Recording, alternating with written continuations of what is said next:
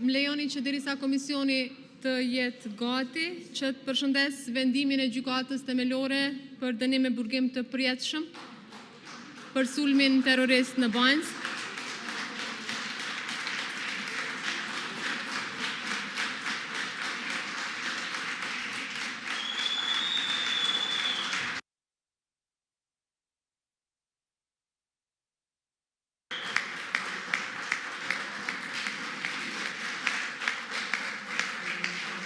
Përgëzoj institucionet e Republikës së Kosovës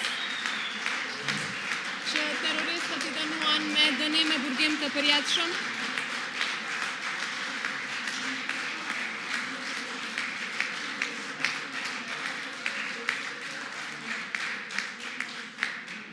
Megjithatë, drejtësia për sulmin terrorist në Banjsk nuk përfundon këtu.